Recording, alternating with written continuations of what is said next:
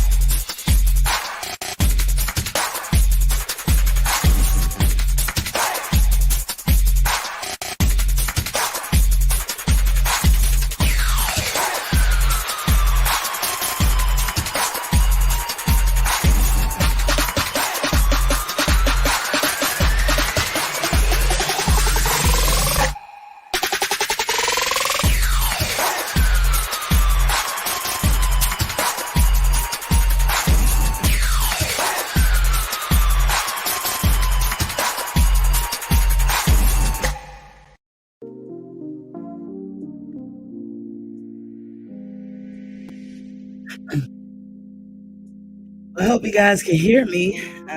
Welcome back to Fans Talk TV. And I figure a lot of you guys are out on your dates with your significant others. I hope you guys enjoy yourself and all that. Valentine's Day, day to be happy, day to celebrate your loved ones. And so, shout outs to Valentine's Day.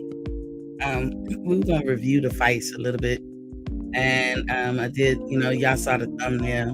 The greatest fighter that never was against the one hit wonder. We're gonna talk about them a little bit, but I will feel remiss if I didn't talk about this fights that just happened this weekend. So I watched some of the fights, right? I didn't watch the UFC fights. I don't know if they cost. I did turn to Showtime to see if it was coming on, and I didn't see it on, so I'm assuming that it cost. Which I ain't ready to buy that type of stuff. I'm saving money here. It's starting to get good to me, not spending a whole lot of money on some fights. So I'm seeing how long I can go. WJ Luckett is in the building with Bobby King. He says, salute, Miss T. Salute to you too, King. But as I start every show off with a water check, I'm at my usual 10 bottles of water. as always. I swear I be trying to be at 12 around this time every day, but always at 10. But 10 is better than none. So, here at Boxing Fans Talk TV, we advocate drinking water. We advocate it. And a lot of you have done it, and y'all starting to see some good results from it. You know what I'm saying? It clears your skin up. It flushes you out. Hey, water's a good thing. Whenever you eat something that don't agree with you, back that joint up with water. Back that thing up. Back that thing up. Always just chug a lug in the water. That's what I do. I try to do that all the time. And I feel good by the end of the night. As I always say, first thing in the morning when you get up, you need to drink some water. That'd be the first thing you do. Before you brush your teeth, anything, just chug 8 ounces, knock it down, get that engine started, lube it up. The second thing, before you go to bed, not when you're laying in bed looking at TV, but when you're about to close your eyes, chug 8 ounces down. That's going to lube up that engine too, because believe it or not, your body goes through a lot of changes, necessary changes at night. You're reproducing cells, you're rejuvenating, you're recharging, you're rebooting, you're burning most calories. You need water. That's part of the equation. The lack of water kind of stops all that. So you don't want to be, you don't want the best you to come out because of the lack of water. Plus, you don't want to get on this bandwagon of, having dehydration, because then that can be like chronic. Like even when you're drinking water, you still dehydrated. You can turn that on in your body by just not drinking water. Demetrius Bright is in the building. He says, salute Queen T and the fam. Oh, look at you. 100 ounces of water. That's what I'm talking about, King. That is what I'm talking about. And y'all make sure in Facebook and in here, check that like button, share, and subscribe if you haven't. Hit the leezy in the heezy. Leezy being the like button, heezy being in this house. Hit that leezy when you're in the heezy. Would you do that for me, please? I know that you could. But anyway, talking about this review of the fights. Y'all saw the thumbnail. I'm just getting the review of the fights first. Okay. Austin Williams. I might have seen this man fight before, but I want to be a fan. I don't know if you guys were able to see the fights on the zone. This guy, Austin Williams, he's a middleweight. He fought somebody named Javier Francisco Maciel. And they had what's his name? Williams was able to weigh 161 and Javier weighed 166, but they're middleweights, regular middleweights. When I tell you this boy put on the show, to me, I ain't gonna lie. Y'all correct me if I'm wrong. He remind me of a young Pretty Boy. He remind me of Pretty Boy. The constant barrage that he puts on you, the nonstop hitting, and he will get you out of there. Like, this is how they describe Devin Haney. But I think he's more active or more profound than Devin Haney in that way. Devin Haney has that talent too. Like, Devin would just keep coming at you. Like, you gonna get tired fucking with people like these, like Devin Haney. But this guy Williams seems like he does it worse. Like he just comes at you, box you. I think, look, this might be the second time I've seen him, and I'm willing to say this dude is a complete fighter.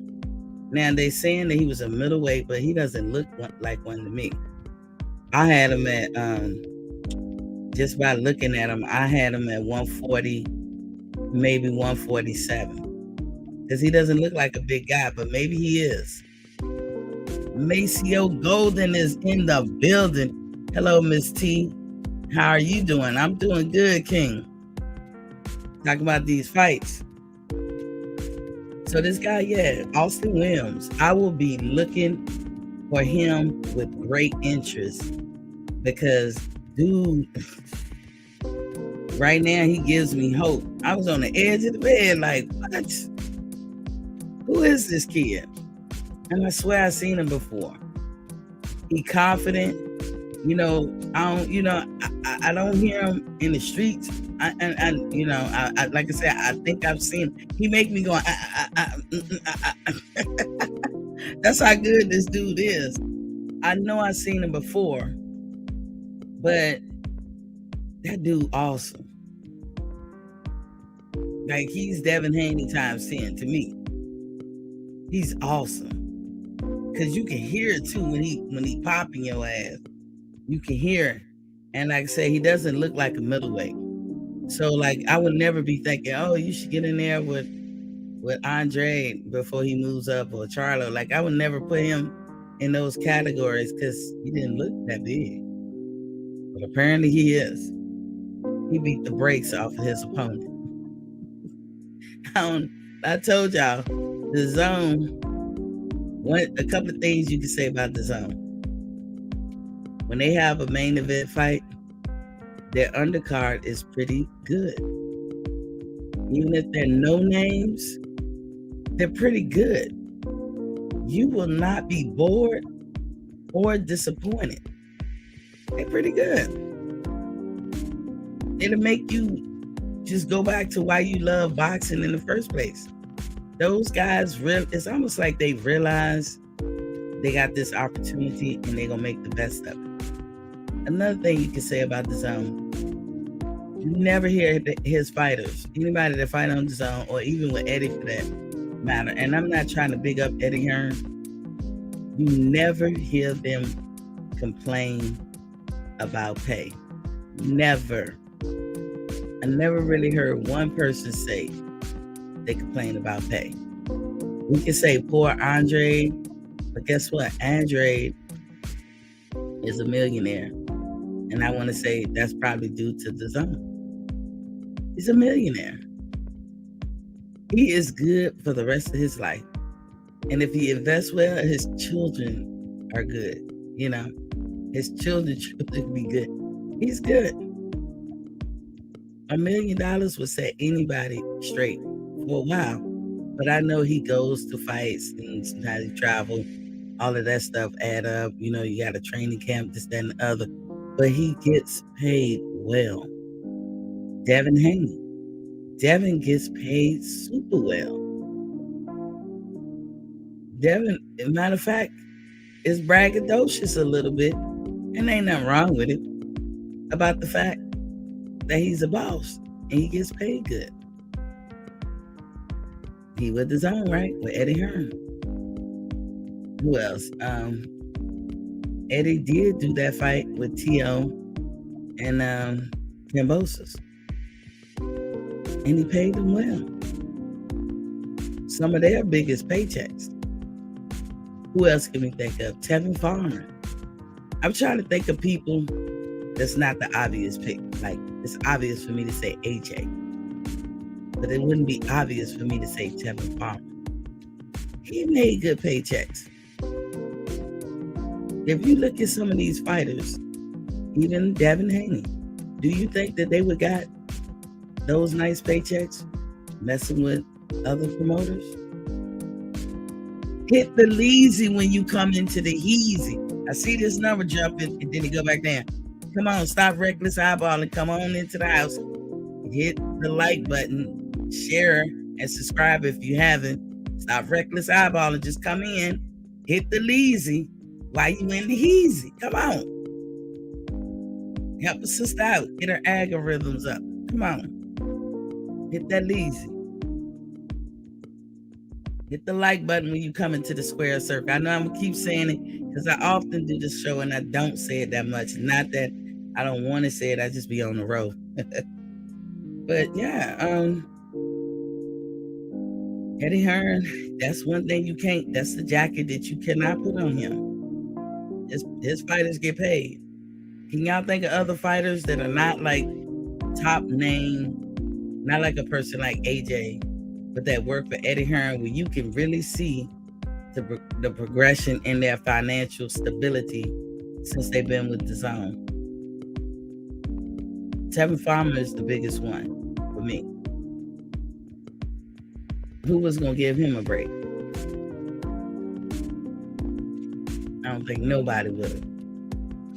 And then the man is smart. He got a good partner with him. His girlfriend, I don't know if they married by now. And he does investment. You think PBC would have hooked him up? I don't think so. I don't think Mayweather. Nothing against Mayweather. I know he's my favorite fighter of all time. TBE all day. But, just business-wise and transaction, I don't know. I cannot sit up here and call him a terrible businessman. I know what I hear, but I don't get into all that. But I'm talking, I will speak on whether or not some of these promoters pay their people good and adequately. Eddie Hearn does. So I can't knock him for that. So like this guy Austin Williams, if that's who he with, Eddie, you got somebody in your stable for a chance. I know Eddie likes to think he got a welterweight in Conor Benn. That is yet to be seen. You know what I'm saying? Like Conor is a good fighter, but is Conor on the level of Errol Spence? Hell to the no. Or Bud Crawford? Hell to the no. Not from where I'm sitting. Maybe not even Keith Thurman. From where I'm sitting. But Conor Benn, I guarantee you, is making that moolah. Guarantee you that he is. Danny Jacobs is another one. Remember when Danny said, "I'm touching M's," when he told the Charlos? At first I was like, what the fuck are you talking about? What M's? M&M's? I didn't know what he was talking about. And that's, he meant millions. I'm touching M's. And I'm sure Danny got paid really well. We're going to talk about that fight too. ATL Unanimous Boxing Sport is in the building. What's poppin', King? Happy Love Day. Happy Love Day to y'all. Thank y'all for spending some time with me. I'm thinking you guys was going to be, out and about with your significant others, or did everybody choose to do Valentine's Day this weekend? To get, I don't know. I know Super Bowl was a busy weekend, but like this is actually still a work day. He said, drop the link. I got you, King.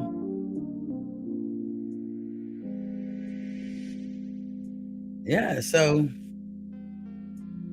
I'm just like, Eddie Hearn, I can't be mad at him.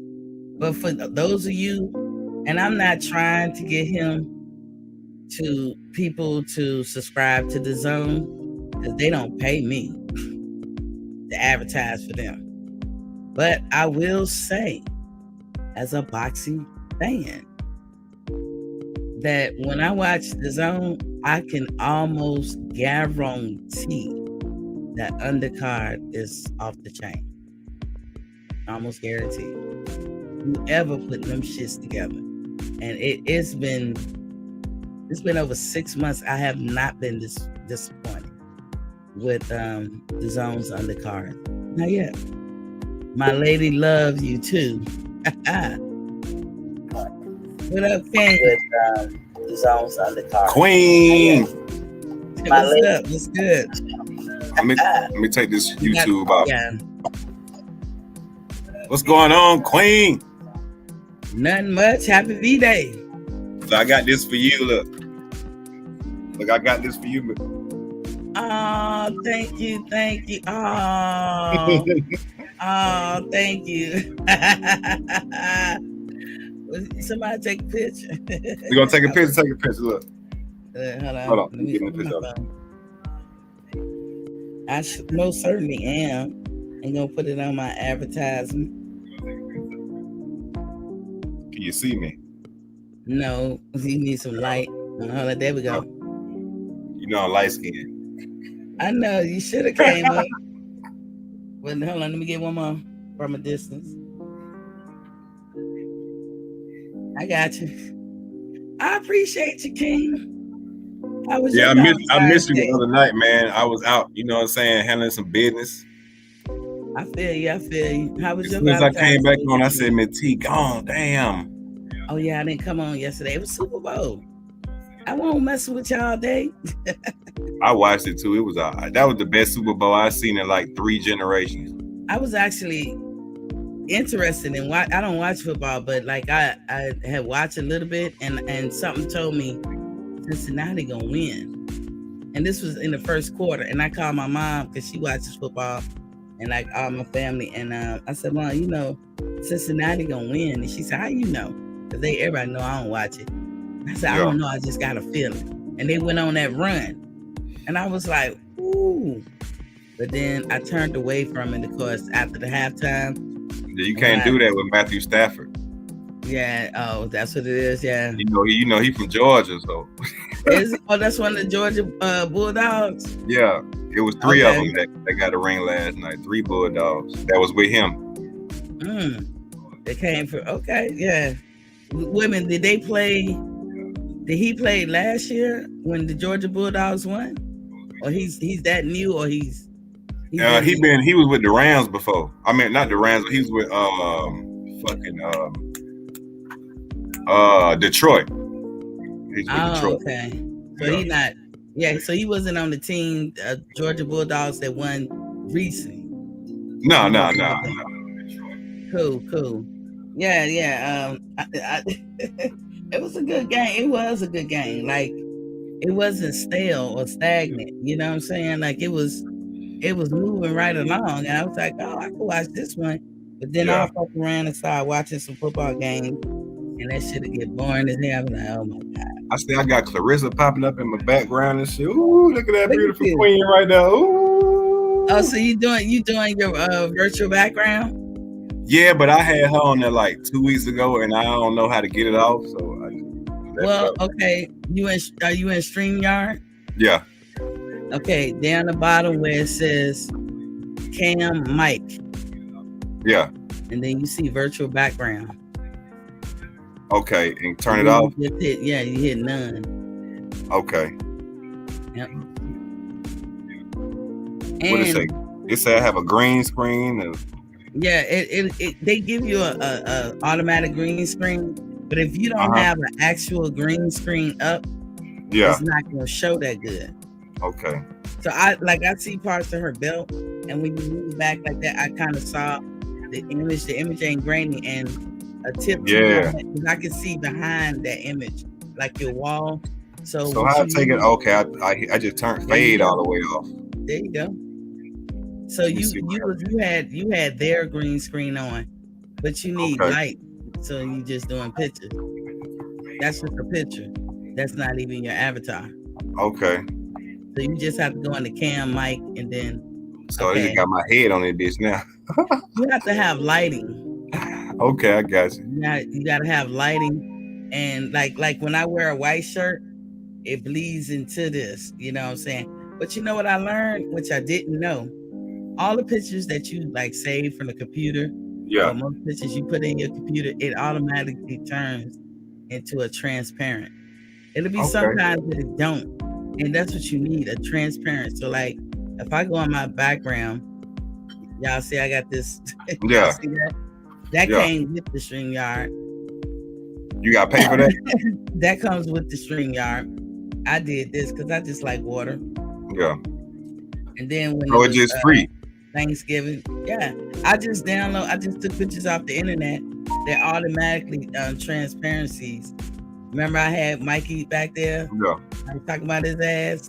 And you know, that's how I wanted to do mine when I'm on StreamYard. The person who I'm talking about, I wanted to have the background in there. You know what I'm saying? Yeah, take the picture. Like, I get my pictures from Google. I go, like, if I wanted to do your picture, I'd be like ATL Unanimous. And then it'll say all, like, you can have your wiki, your Facebook, all that stuff. But I go at the top and say images. And I go to images, and all those pictures that come up, I just pick one and I just save it as into my file. And then when I go to my file. Besides, you know, Earl Spence, my favorite boxer, but Clarissa is my number one women's boxer. So Yeah. I was actually trying to have her on my screen, but I guess I gotta have some more features, make it clear and shit. What you had to do to get your shit clear? Okay, let me see if I don't even want to move it, but I have tripods. Believe it or not, they're not. What is that? Little Let me see. I'm gonna take a picture, and then I'm gonna hold my camera up to it so you can see on both sides. I'm computer illiterate, like right. My brother, he has his own business and he worked for the government in Atlanta in computer. He went to school for computer science with his masters and bachelors and all that shit. So you see the light, you see up here light, but you see the pole? Yeah. I got those are tripods. Okay. I got 2 little ones. They little, but they're real, like real professional tripods. And I ordered them on Amazon for like $40. Okay, and you hook it to your phone? No, I just plug them up. I just plug them up in the side of your computer. And I just set them. I try, they tripods, so I set them on the side, right here. This right here. Yeah. That's the actual green screen I bought. Okay. I found it better to have your own green screen, but I'm gonna tell you a cheap way. Half of my green screen, so like from here to the G, to about the G, all the way like right there. That ain't nothing but a fabric I bought at the fabric store. Okay. They sell green screen fabrics, so you want to get 7 feet long because I don't know how tall most people walls are, but you sitting down, so you want 7 feet. And all I did was hang it up. Like I'll take a picture and show you that. That's easy. That you'll see that one.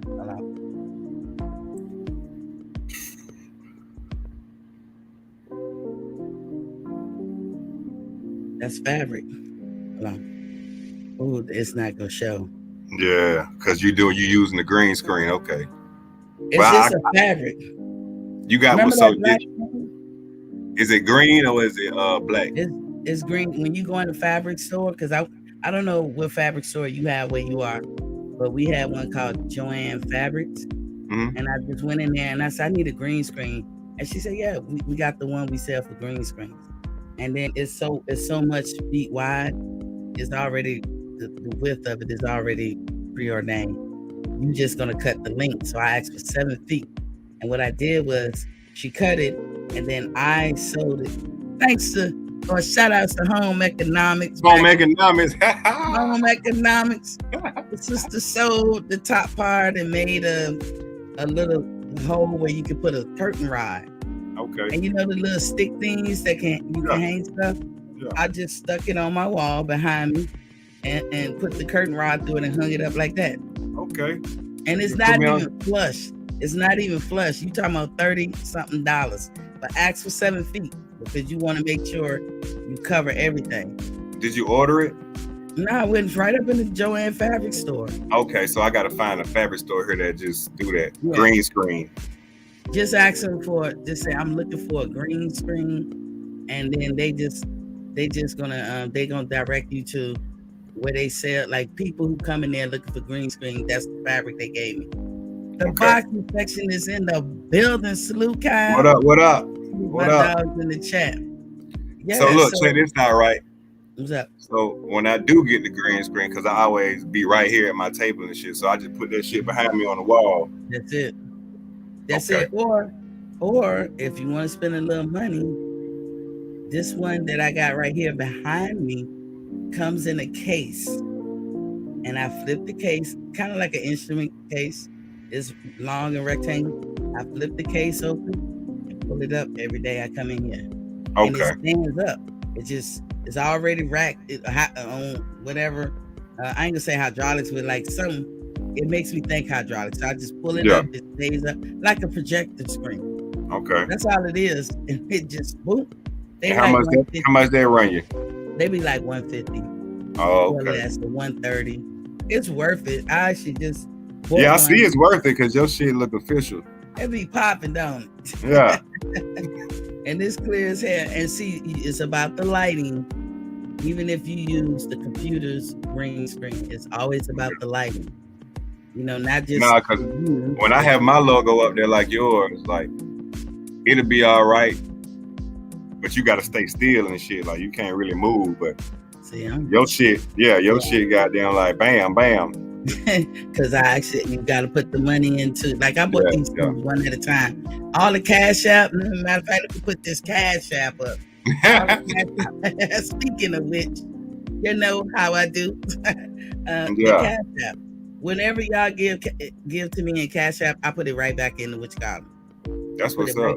This is where I buy my mixers, I buy my mics, and all that stuff. And I try not to spend my budget to buy anything. Yeah. I try to stay 150 and below. Okay. That's it. And see, I'm working to get where you at. Like, I'm not a big talker. I love talking, but that ain't the lane I'm in right now. I'm more about helping out the people in the hood and shit that don't got cable and stuff like that and can't really keep up with boxing. So that's why I do my little quick, you know what I'm saying, short videos to let them know when boxing events happen and just so they can see if they could catch it or not. Cause shit, when you in the hood, it be hard and you don't have money to do this and that. But at least with me spreading the word and talking about events, they have some type of idea when shit going on. Until I get over 1,000 subscribers, then I'm gonna try to be on your shit. Until then, I'm gonna just be joining your ass on your show. Look, I mean, I be trying to get these people to come in and hit the lazy when they in the easy. Yeah, hit that like button. Hit that like button. With the square circle. I get more people to look at me and replay. I'd rather for them to come in. Now, for me, I'm long-winded. Yeah. I'm a history major, so that's just me, y'all. Some people don't like it, some people don't. But what you're saying is a good idea because that is what they suggest. If you want your algorithms to pop, you really only have to do 15-minute clips. Yeah. I'm gonna say I heard, because I watched a lot of stuff before I even did it. I do research to death. And one of the ladies was saying, do your videos at least 10 minutes because in computer land, that counts as an hour. Yeah. And I was like, really? So when you look in your StreamYard, you'll see peak time, how long they stayed and all this stuff. Yeah. And as long as you're getting over 10 minutes, but I'm always a plus or minus. I'm a deviation formula type person. Plus or minus 5. I'm gonna say plus 5. 15-minute clip. You run down, whatever, and then boom, and just simultaneously broadcast on your Facebook, your IG, whatever your other social media you have. Yeah. And you'll get a following. But me, I got my own barriers, but I don't think you will have that many barriers. But let me know too when you gonna come on and what you doing. And then they also say put up your thumbnail. Now I've been being bad about it. Like today I was out all day. I meant to do my thumbnail last night. But the earlier you do your thumbnail, the more people will be ready to come into the show and watch it. Okay. Instead of just coming in like that, you want to create a following. So these are that shit crazy because I started who got me to start my channel was, I don't know if you're familiar with him, but Trill Talk Boxing. Yeah. I look at him. We was I think Gervonta Davis was fighting was it Leo Santa in Atlanta? In Atlanta? No. It was It was Barrios. Barrios, yeah. So they were talking about the boxing scene in Atlanta and shit. And I've been following boxing since I was a kid. I used to box too. And so during the pandemic, I was fucking with Blue Bloods, you know what I'm saying? And got in a conversation with Trill talking about the shit in Atlanta. And I know, I'm from Atlanta, so I know like boxing scene ain't really being hot since Evander Holyfield. And they were talking about Gervonta Davis, and Atlanta being his second home, and I fuck with Gervonta. So that's what really inspired me to start my channel. But I'm like, well, shit, I don't want to do what everybody else doing right now. I don't want to look like no copycat, so I'm gonna stay in my own lane and just do short videos. So that would be perfect for you. Matter of fact, I watch CC Reacts. I love that motherfucking show. Yeah, CC ass crazy. You know what I'm saying? I like that. Y'all gotta go check it out. Like Yeah, I I've watched never her been in stories on trouble. her shit, how she got locked up and how she did this and did that. As a woman, it's refreshing because we Yeah. don't know this shit. Yeah. We don't know this. Like, And so I saw her show and I was like, God damn. It's just, if anything, look, y'all know I do some dirt. You know, I got my good. yeah. Everybody got I their gotta dirt. go get it. But Yeah. then when I watch her show, I be like, I'm good. I ain't doing nothing. I mean, like, it's educational. It's not lecturing. And it kind of like put the fear of God. You like, Yeah, but it's real though, and she gives to you raw all the time. You know what I'm saying? All the time. Like some of the shit, like some of the fights, I be like, man, that sound like me when I was young. Cause like sometimes you be like, bitch, just say something to me, you know? Yeah, but yeah, this short shit been working out for me. The little short video, that's been my lane. Like, I get a lot of fucking views, and I get a lot of minutes just off of fucking under a minute. You know what I'm saying? Yeah. So I'm just rocking with that till I get my subscribers up, and then I'm branch off into what y'all doing. Probably in a different way. It ain't gonna be the same, but don't worry about if what I do or somebody else do is truly who you are. That's all I can tell you. Be who you are. I ain't come on here to try to be nobody. Exactly. I came over here and got it. I'm getting it from the mud. I ain't begging nobody. I ain't gonna chase nobody. I ain't gonna do none of that.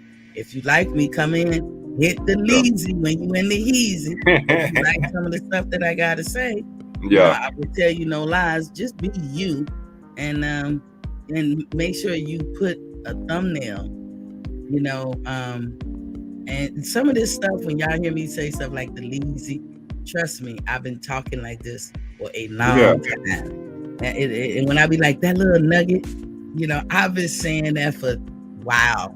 Yeah. I used to call kids that, like, look at my little nugget, Yeah, little nugget. Or the things that y'all hear me when I be like, exactamundo. I used to say that as a teenager. Y'all know how old I am. That's a long time ago. Exactly. So just be. Nigga, I'm old too, nigga. Shit, I know you a 70s baby. I am too. Oh, okay. 70s in the house. Yeah. So, you be authentically you. And I know in our generation, we like to make up words. Exactly. Like all our lives. And that's what made life fun. Because, man, everybody I talked to when I was young, like even in my 20s, we be making up motherfucking words. And it'd be just a fun conversation and stuff. For real. That kind of stuck with me. But continue to do that.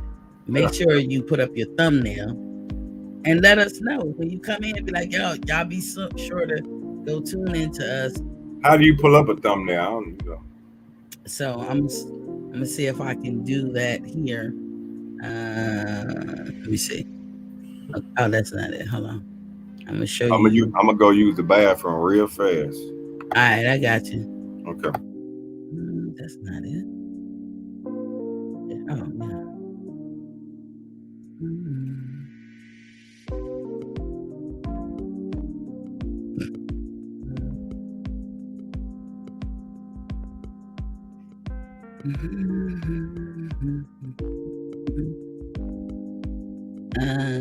I'm gonna get to some boxing in a minute. PGH Big Dog is in the building. He says, salute Queen T. Salute to you too, Pink. Hey, y'all, what y'all think about the Daniel Jacobs fight? I actually thought that he edged it out. I think that... okay, I'm here with you. Okay, I'm gonna get back to it, y'all, in a few. Okay, you see what I got up on the screen, right? Mm-hmm. I just got pictures.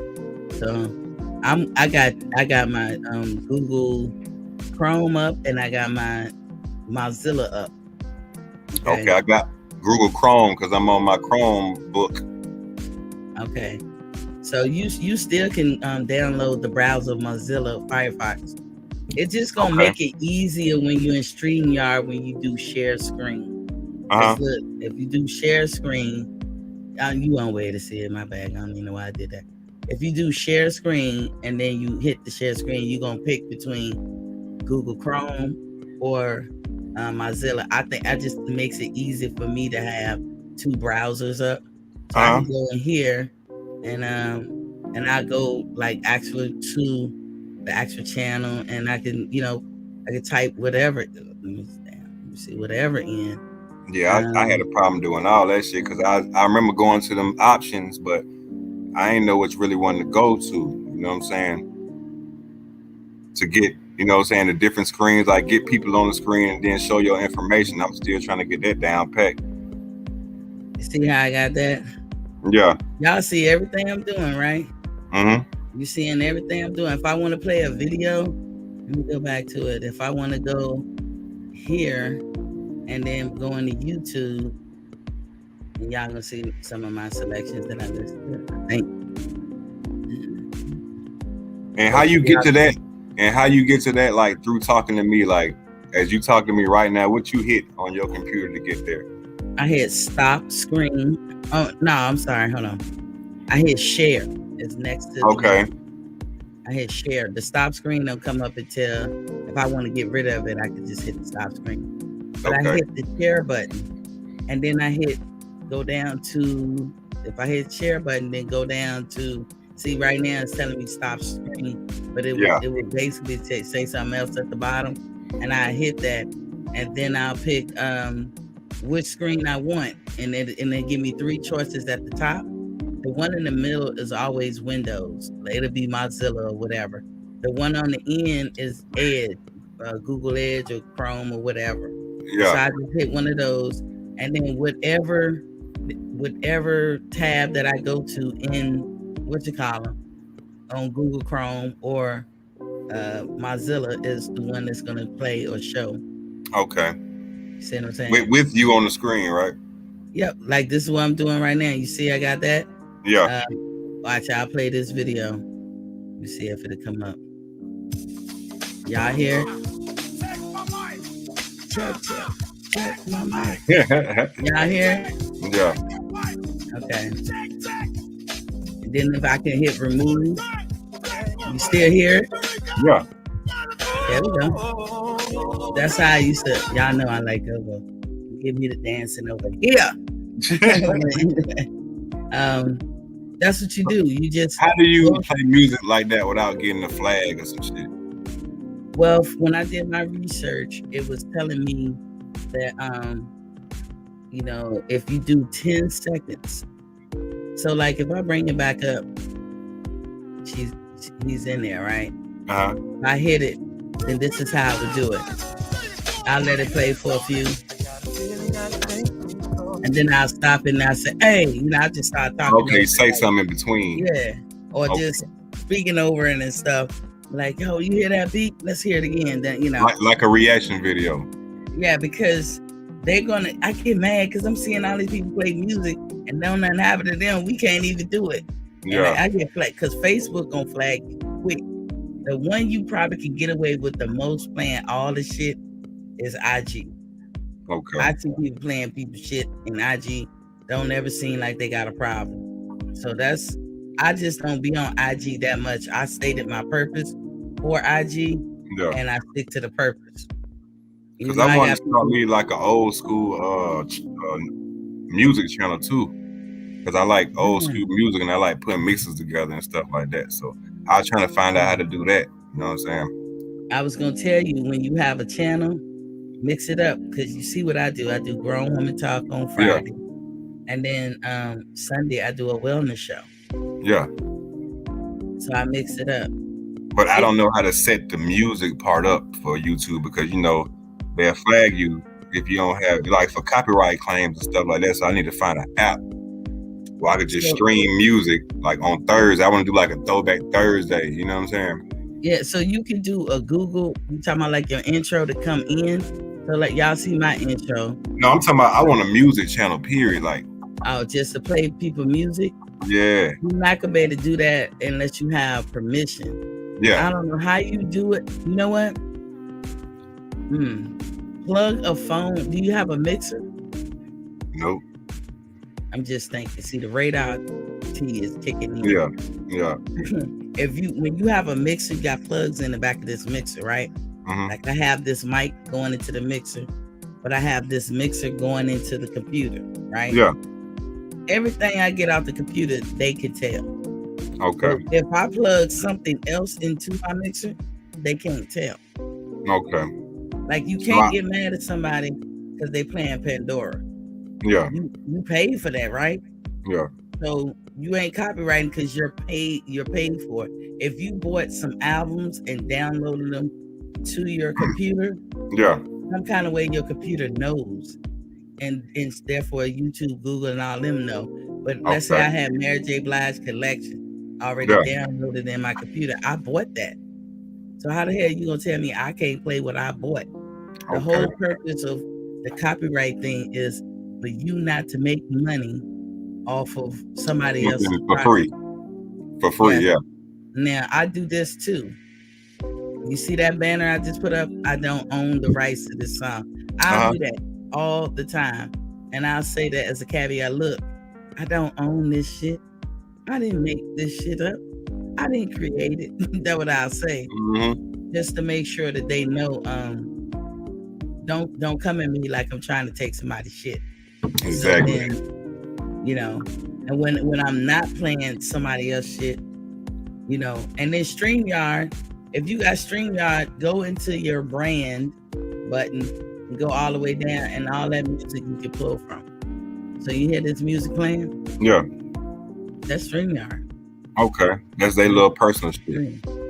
And if you Google or you go on YouTube and do a search for non-copyrighted music, there's a whole lot of it out there. You just have to pick what you like.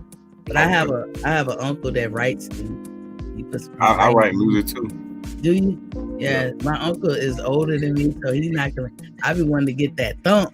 Man, I ain't gonna get that. But he gave me some nice music, and I told him to copyright his shit because his shit is real professional. Like, and I don't want to play his shit, and then somebody comes. I could hook you up with somebody that like, if I don't know if you've been on my channel, but if you like go to my like my first little shit is some music that come on. My producer did that beat for me. I had to pay for it. He got an LLC and shit. He good at making what you want to hear and stuff like that. You know, and he just started, he just started working with me, like on my videos that he did, like my intro and stuff, as far as like the images and the music. That was like his first time doing it. So we supposed to link back up to do something else for my channel or whatever. So. And do you got a camera thing automatically built into your computer, or I got a Chromebook laptop. It's not a laptop, it's called a Chromebook, but that's what I'm on right now. But it got a camera built in? Yeah. Okay. I don't know the dynamics of that, like when it's built in, but I'm sure it's the same. I actually got an extra camera that I attached to my my computer. And so in that camera comes with a lot of features. It comes with a photo editor and a video editor. So if y'all like my intros, I build them myself. Okay. Yeah, and I pick the music. They have available music in there, and that's where I get it. But you have to buy the product to, you know. Yeah. And I'm not making money off my intro.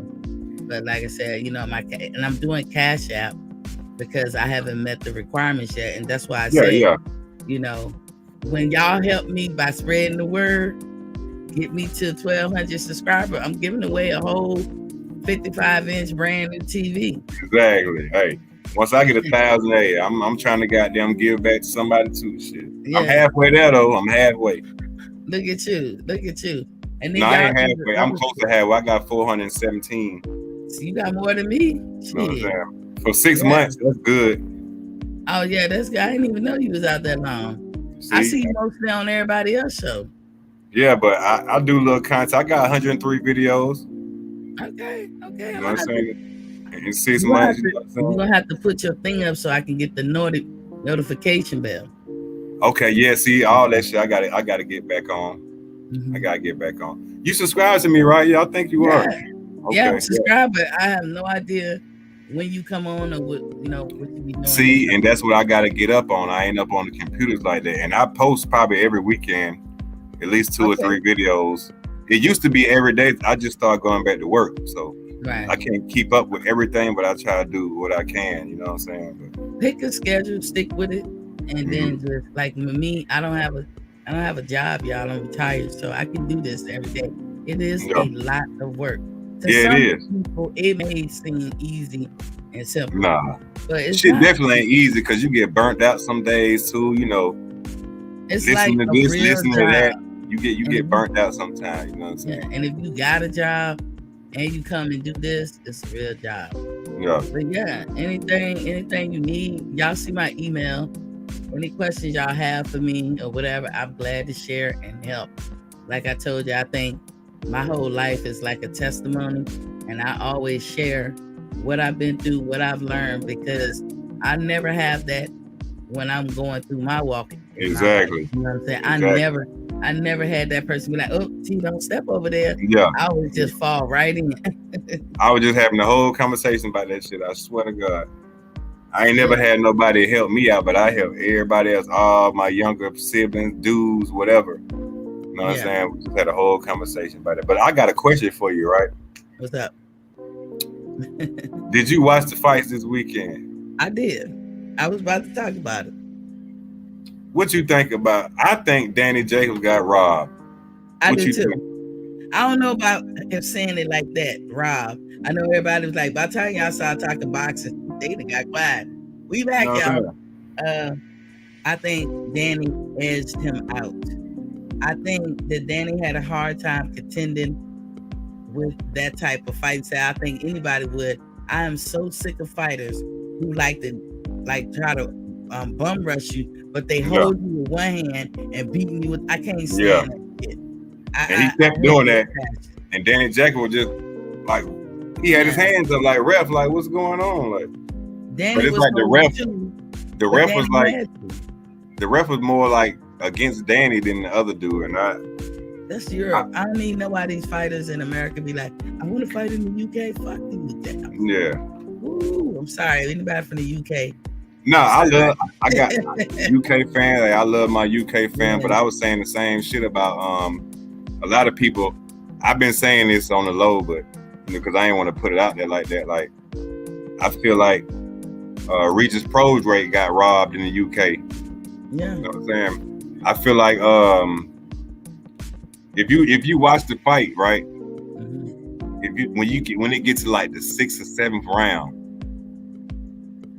Josh Taylor just got some extra energy from nowhere.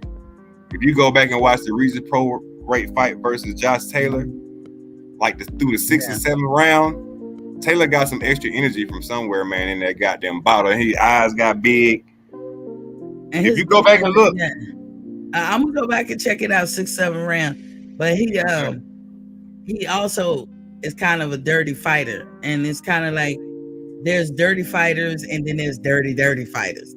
Yeah. So like the dirties, I can't contend with those. The ones that be taking the substance. And I love Josh Taylor. I ain't trying to knock him or nothing, but just from my eyes, what the hell I done been through in life, something ain't look right about that fight, man. Well, Josh, when he's fighting you, you're gonna get that he's gonna skin you. He's gonna do all that shit. Yeah, but it wasn't none of that. It was just energy, extra energy, because Regis was on his ass 1 through 5, and then it's just like Josh Taylor got this extra boost of energy from like round 6 or 7 through the rest of the fight. Like, yeah. And if truth be told, I thought Regis won. I thought he is. And so when I think about Errol Spence and Kell Brook, if Earl didn't make him, I guess we're gonna say quit, but I'm gonna say dude had to stop. If his eye was broke, he had to stop. Ain't nothing worth losing your eye. So if that never happened, who's to say how they would have judged that fight? Because that was a back and forth fight between him and Kell Brook. Yeah. And so how would they would have judged that? And so it's like when they gotta think about it, it's not the UK people. When I say fuck the UK, it's like y'all are notorious referees in the UK for ensuring that American fighters don't win unless they all out beat the brakes off the fighter. Exactly. They're not gonna win. And so I don't understand when American fighters say they want to go over there. And I will not say I'm cognitive enough to know that fighters from other countries could feel that way about America. Yeah. But I will not say America gives you that vibe, because even us as boxing fans from America, we don't know if you're gonna lose or win sometimes. Exactly. Unless you knock a nigga ass out. Yeah. That's how it is. This last year and a half, I ain't even gonna flex. Like, when it goes to the decision, I be like, oh, here we go with the bullshit. Here we go. He ain't finished his plate. Mm-hmm. Hit the lazy. Cause y'all in the easy. You know what I'm saying? Hit the like button. Stop playing with Miss T, man. Hey, she come on here every day, dropping y'all some game. Hit the like button, man. Exactly. Ain't no haters over here. All the way down, and I know they in here. You know what I'm saying? Ain't no haters over here, man. Yeah. Come speak your piece. Come speak to the queen. I ain't gonna hate. You can believe differently. Cause I could play something to have ATL looking at me sideways like, bitch, I know you didn't go there. Well, you know, look, I ain't never gonna be disrespectful to nobody. I ain't gonna be one of these dudes get on here and yelling and all that shit. If a motherfucker disrespect me, I'm gonna put them in their place and I'm gonna keep it moving. Like, nah, look, this is what I'm talking about. Look, you know what I'm about to play. Let me stop the music. And I DJ, stop the music. I'm like, uh-oh. Look, and then I say you gonna have ATL looking at me sideways like, bitch. You know what I'm saying? But listen, I'm gonna play this and I'm gonna play it and I'm gonna play it. And y'all can, I'm not even gonna play. Okay, hold on, real. I'm gonna put you on mute. I'm still here. All right. Who is that? That's you? Okay, look. So I'm gonna play this thing, you guys, and I'm not gonna ask a question. Y'all just tell me what you think. Ladies and gentlemen, we welcome you to the spectacular AT&T Stadium here in Arlington, Texas, as Premier Boxing Champions presents the featured bout of the evening, promoted by TGB Promotions, Man Down Promotions, and DSG Promotions, as sponsored by Proper Number 12. What is that? What is that? Hold on, let me go back. Here we go again. Champions presents the featured bout of the evening, promoted by TGB Promotions, Man Down Promotions, and DSG Promotions, as sponsored by Proper Man Down Promotions, and DSG Promotions, as sponsored by Proper Number 12. Man Down Promotions and DSG Promotions, as sponsored by Proper Number 12 Irish Whiskey. I'm just gonna say that and just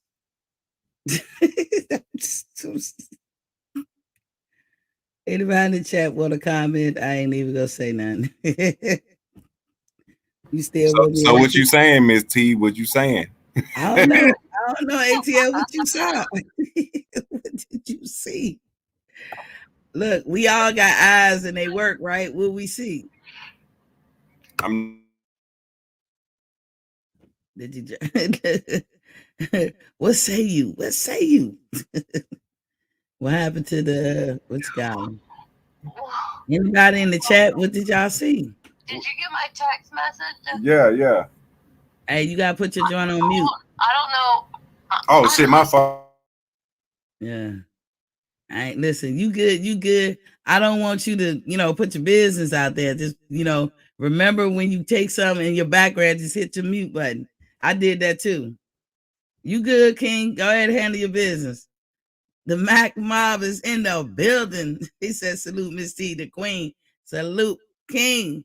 Hey, King, I was on some Thriller shit just a few minutes ago. So hold on, I'm going to do it again because the Mac Mob, my big bro, came in. So look, I just asked them. I just said, I just asked the people in the chat what they see.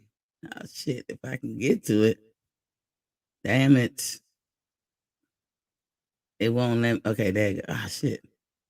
Number 12, spectacular AT&T Stadium here in Arlington, Texas, as Premier Boxing Champions presents the featured bout of the evening, promoted by TGB Promotions, Man Down Promotions, and DSG Promotions, as sponsored by Proper Number 12 Irish Whiskey, the finest, the tastiest, the smoothest. Man Down Promotions and DSG Promotions, as sponsored by Proper Number 12 Irish Whiskey. Ooh. That's messed up, Miss T. I haven't said anything. I just played the clip and what y'all see, y'all let me know. I ain't say nothing, ATL. I just played the clip. I didn't speculate or nothing. I'm gonna go by your eyes. What you see? ATL. What?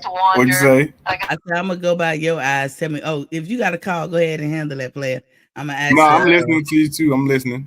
Yeah, I know. I just didn't want you to broadcast anything that you didn't want to broadcast, because we can hear the other person talk. That's all. It ain't disturbing me. I'm just saying, you know, she might say something we ain't none of us supposed to hear. But yeah. So I was just saying, ATL, what you see, or anybody in the chat, what y'all see? I know what I see, but you know, I'm gonna leave it up to y'all in the chat. What do y'all see? E-Thriller just did a video on this the other day. It looks very suspicious to me. The Mac Mob, listen, I saw y'all video. I don't know why I couldn't catch y'all live. Like, I didn't catch y'all live, but I saw it. I was rolling, and I said, you know what? I saw that same thing, but I was like, I ain't gonna say nothing. And I was saying to myself, if I was ever gonna play it, I'll just play it and let the chat tell me what they think. I'm not even gonna add into it. So that's why I played the ATL. I was like, what y'all see? Macadocious Mac of the South is in the building. He says, salute the lovely and beautiful Madam Queen Mystique. Salute to you too, King. As I said, I mean, my bad, Miss T. You good? You That's good. my fault.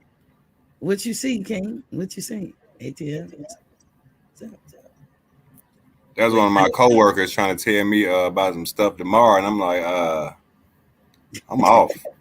I know, right? Why you calling me on my time off? You know what I'm saying? You can talk to me tomorrow when I get there. Okay. What I gotta ask you, player, what you see? I seen the back of Errol Spence's head where he got his head stuck in the shirt or something. What happened? Oh, you want me to play it again? After yeah, play it again. Let me see what I missed. Play it again, Sam. I'll play it again. Okay, that's Earl. I know that's Earl right there. Let me go a little bit back. Not that far back. Damn it, it won't move. Shit. I know it had to be some kind of Earl joke. It ain't a joke. Mac of the South. Promotions, Man Down Promotions, and DSG Promotions, as sponsored by Proper Number 12 Irish Whiskey, the finest, ooh, the head on, tastiest, the smoothest. Hey, somebody had the hat. 12 Irish Champions presents the featured bout of the evening, promoted by TGB Promotions, Man Down Promotions, and DSG been there Promotions. One. Been there two. Some get passed off. Pull out. That was his mouthpiece. Look at you. Don't start that.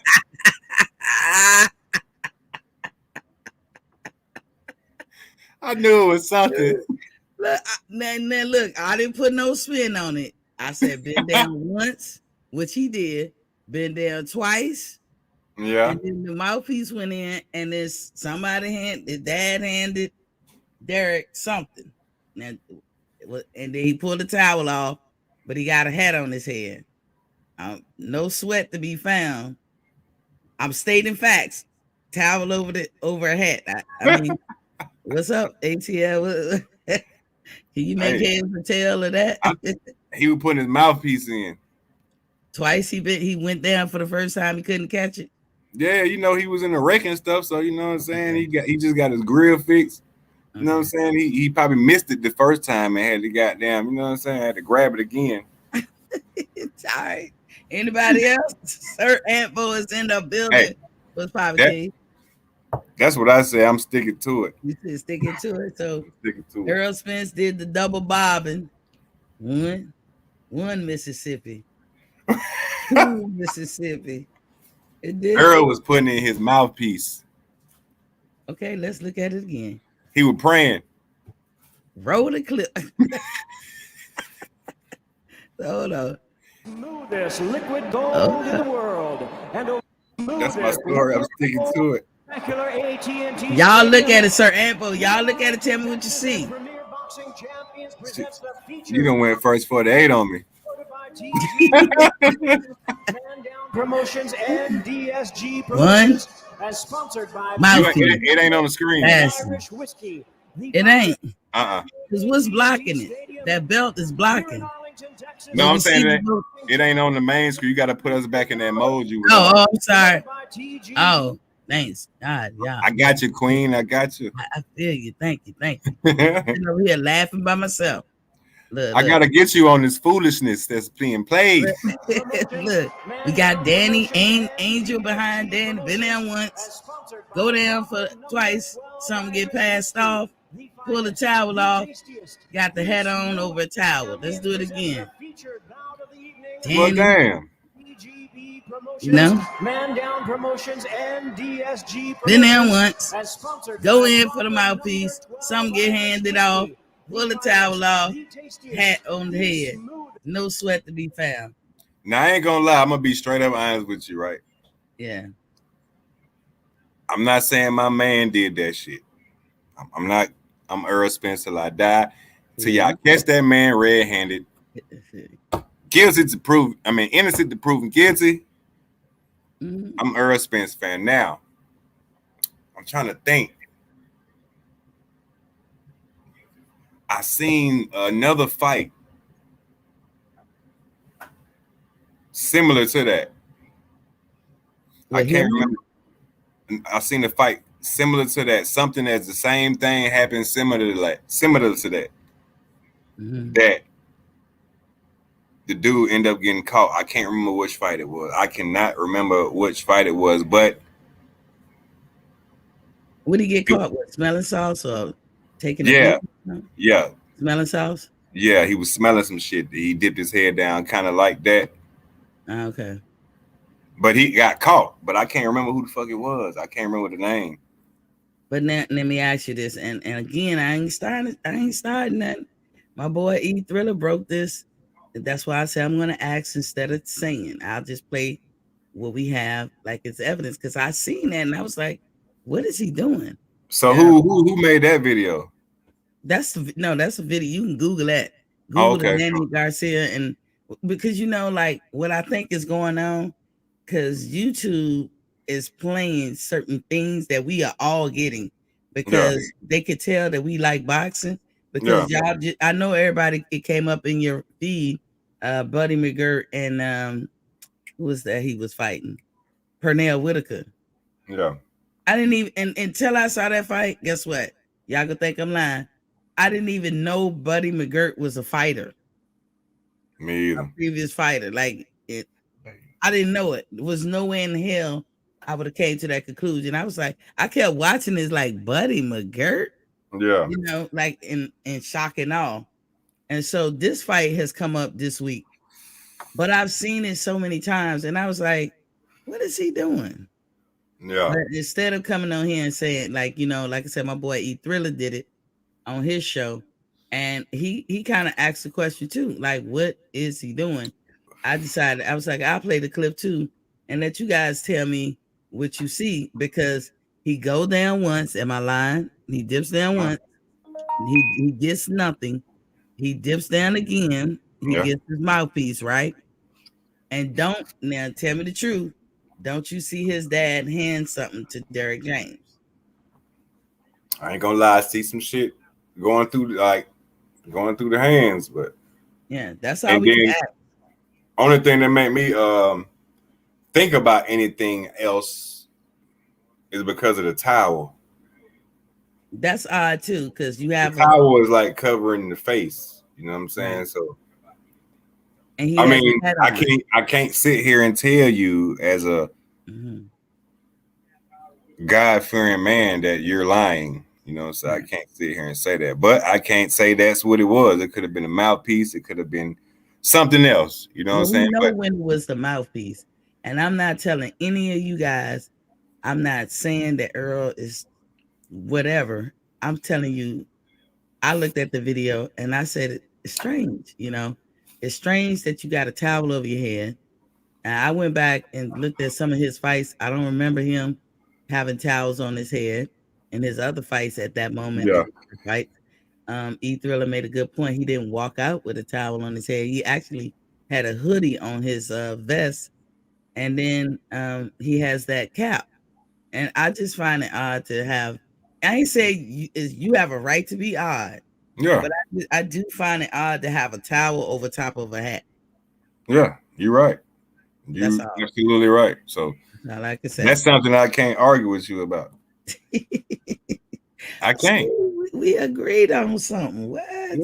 Yeah. I mean, I seen what I seen. Like, if it wouldn't have been played, and I wouldn't have seen it. But you know.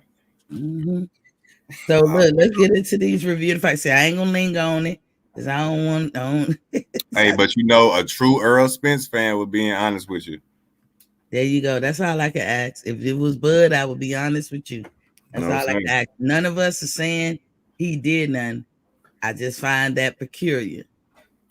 And I'm gonna tell you like this, Miss T, just because I'm just real like that shit. Mm-hmm. And how the hell boxing going these days? Hey, if he had to do what the hell he had to do, fuck it. Cause goddamn everybody else getting away with that shit. I mean, fuck it. I know how you feel about it, but I'm just I'm not even talking about, you know what I'm saying, for Bud and no shit like that. But shit, everybody else doing it and shit going regular, right? A lot of people feel that way, but I don't know if it's not right. Background. It's not right. I don't condone of it because I want the best to fight the best. But I'm saying at the end of the day, all these other motherfuckers is getting away with shit. I mean, that's an argument I can't even argue because just as a boxing fan, it is true. And you will hate to keep coming up short when a motherfucker cheating you. Exactly. It's like when in Rome. But I think it's more so me, and you guys don't have to be like me or think like me.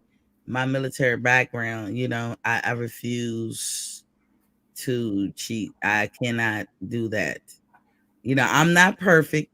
Trust and believe me, I done cheated on the test like when I was in school. Now I know military because the job I had, if I ain't knew my shit, motherfuckers' lives was on the line, Yeah. So I didn't fuck around like that. But just over time, I'm just not with the, if I was a sore loser when I was young. I used to cry if I lost anything. Well, you grow up and you get wisdom a little bit. Yeah, exactly. If you win, you win. If you don't, you don't. Did you leave it all in the field? And that's all you need to worry about. I gave it my best. And that's what I be trying to explain to these younger people out here, man. It's not bad to be an old dude. Old dude is great these days because who else gonna pass the wisdom if everybody gone before 25, 30? You know what I'm saying? Exactly. Yeah. And we just, but sometimes I give young people a pass because I was like, wisdom come with age. So exactly. If you don't got that age with you and those experience is a good teacher. How you gonna come to these conclusions? But you do have to hold people accountable. Now, see, in the sport of boxing, why it would bother me, like I tell y'all, your life is already on the line. Well, even if you playing straight up and fair. And so add anything. This is what I tell people. I said, life is a crossword puzzle. You got to put it together. Right. That's the simplest way. Ebbs and flows. Yeah. But let's get into this review of the fights.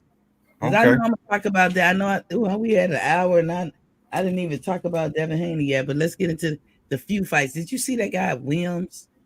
Austin Williams? He was on the undercard. Which fight was it? Was the one before or the first one? I think 2 before. I seen all the fights. The black guy that just beat the damn dog shit out of that dude. The black guy, I think he had red trunks on. Was they heavyweights? Yeah. They were middleweights.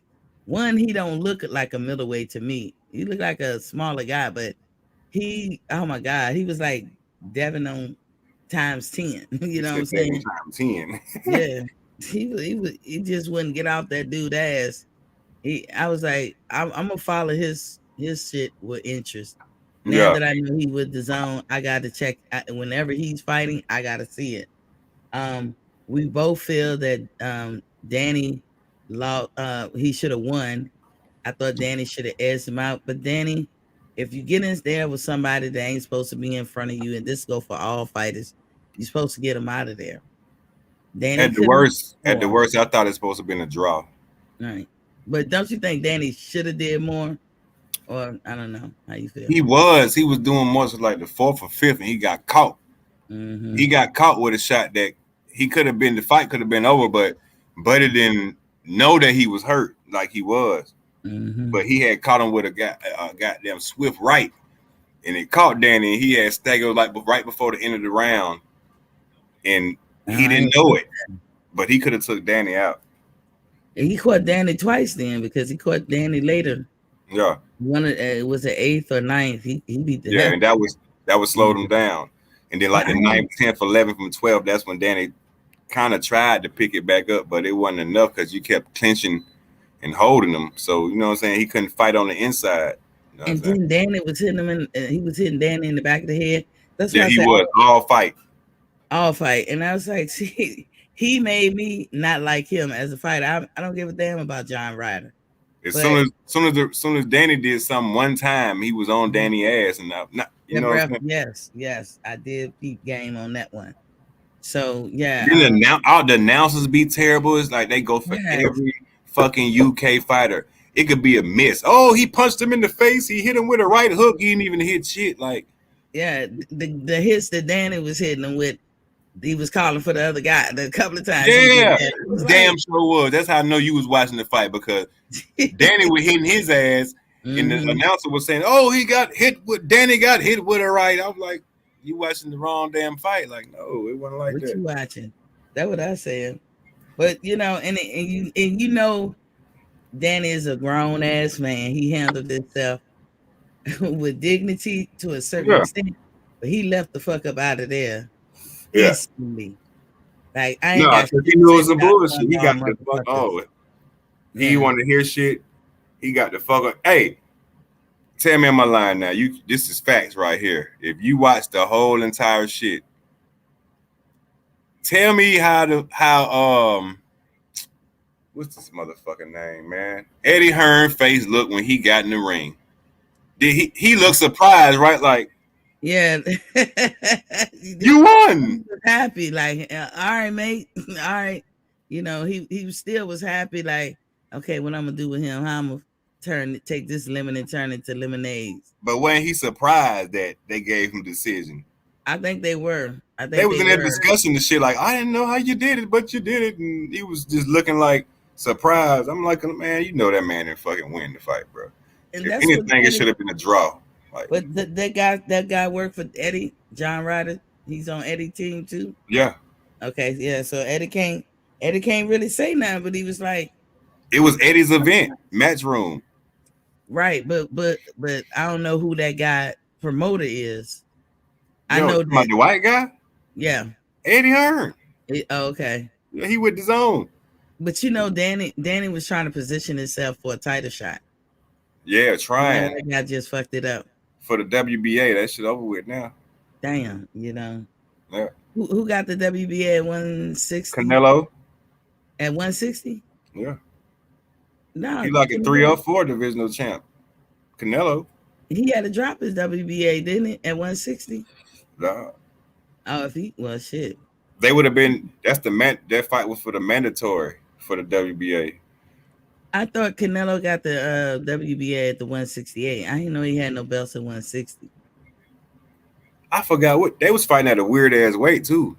Was it because Danny Jacobs weighed 158, so it was 160 fight. Well, you can go down about 3 to 4 pounds under your weight. Like if it's 160, you can go down 3 or 4 pounds, but you can't never be up over nothing. Yeah.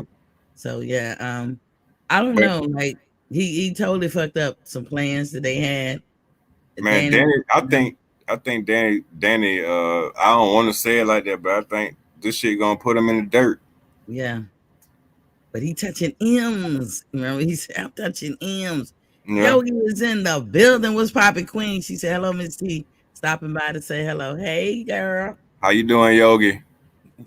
Yeah, that was I felt Danny when he walked out. I don't agree with being such a sore loser that you can't talk. No, but he spoke. He went and hollered at buddy trainers and everything. Mm-hmm. He did. And then he left. Happy Valentine's Day to you too. Same to you, sweetie. And if I ain't said it to the chat, happy Valentine's Day. She said, hello, King. Thank you, sweetie. Happy Valentine's Day, Queen. I could feel the sting coming off Danny because it's like he was cordial. He went over. He was real cordial and was a gentleman, and he left out. But if looks could kill, if body language could kill, he was ready to smack a motherfucker. Because I would have too. He was so heated, like these. Some of them are bitches. Yeah, he got robbed like that. Yeah, and I had him edging for show. PH Big Dog, salute, fam. Yeah, what's up? What's up, Macadocious? And PH Big Dog.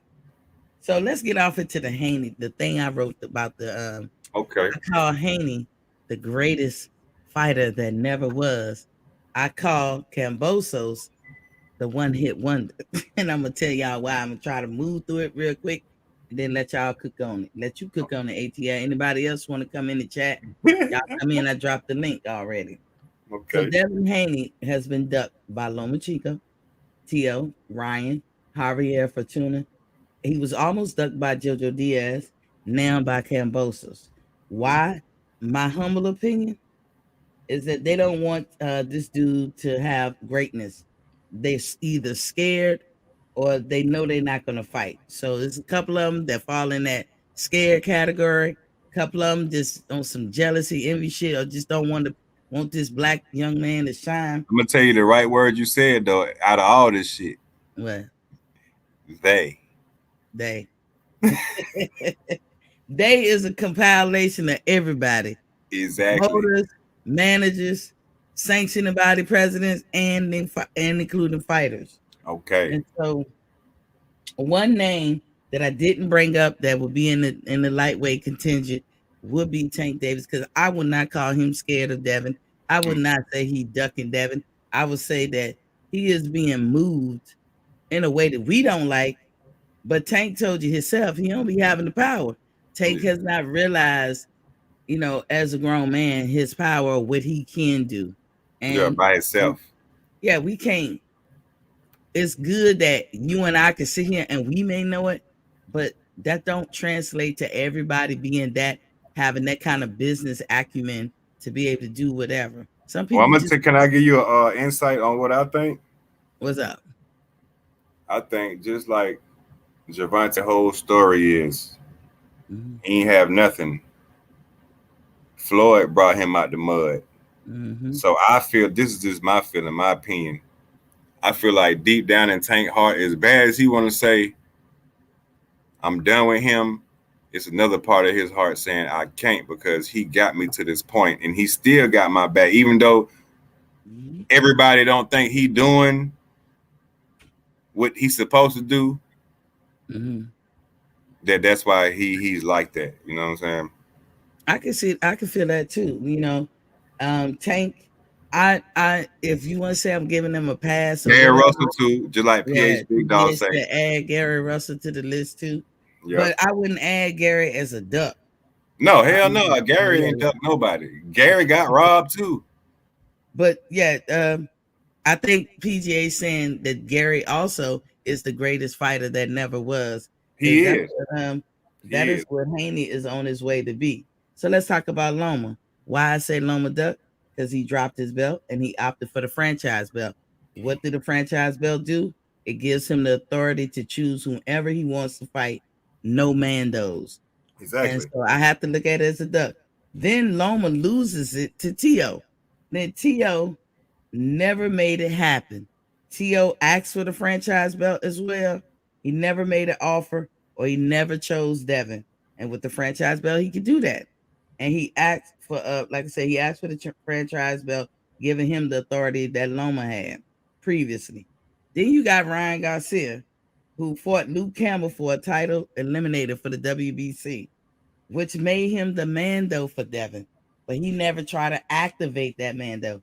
He had an interim championship belt, which again makes him the Mando. He ducked Fortuna, which would have been another title eliminator that he didn't need.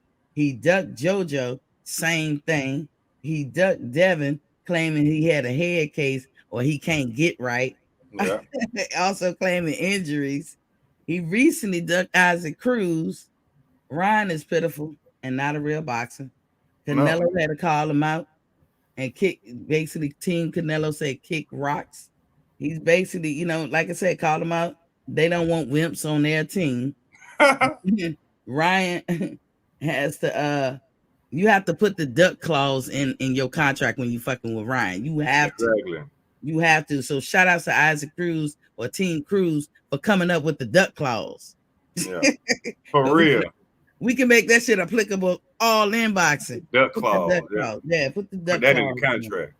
Exactly. Then Fortuna, he ducked for no good reason. We don't even know why he wouldn't fight. I thought he was hardcore. JoJo kind of wanted to duck, but JoJo faced the music. He did well. The problem with JoJo, I hear you. I'm right.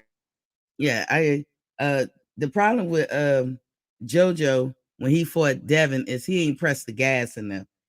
Because JoJo was doing kind of good. He couldn't keep that momentum up like Devin. And it could be youth, it could be whatever, but hey, so sorry, so sad. And Devin pressed the gas in the JoJo fight all the way through. So now we arrive at Kambosos. So Lou DiBello stated the other day that they are moving on. No Haney fight. They're not interested, right? So I said, why? For Lou DiBello, he wants to earn money off of George as much as he can, probably by putting him in with easy opponents, tomato cans or whatever. You know, that's what he want to do. He just want to maximize, you know, earning money off of George while he can, because everybody, and I mean everybody in the top tier lightweight division see George Kambosos as food. They know they can get him. Why is George doing it though? And I think George is doing it because he knows any of the top tier guys can beat his ass. Exactly. He knows that. And he's doing it for self-preservation. He wants to gain a title. He don't want to gain a title and then lose it. How does this look, y'all? Imagine this. December 3rd, you gain, I think it was the 3rd that they fought. December 3rd, 2021, you gain the titles. You get all the belts, you unify. March 2022, you lost it. When the history book is written, it's a blip on the motherfucking screen. Hence the one-hit wonder. You know what I'm saying? And Devin, if given a chance, will beat them all. I can't really say that about Tank. Maybe Tank would be a 50-50 fight. But everybody else, I think Devin will win. Yeah. He could have been undisputed a long time ago. But you know what's wrong with that? He'll be the youngest.